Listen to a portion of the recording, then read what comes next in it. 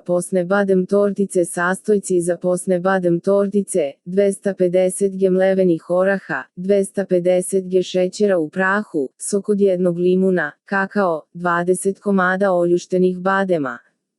Posne badem tortice se priprema na sledeći način: zamesiti testo od oraha, šećera i soka od limuna pa podeliti testo na dva dela.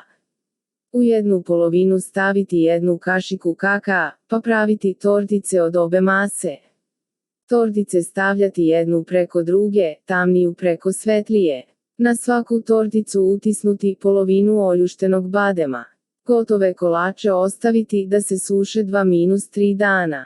Za najnovije recepte kliknite subscribe, like i zvons, svaki dan najnoviji recepti, zato nas zapratite.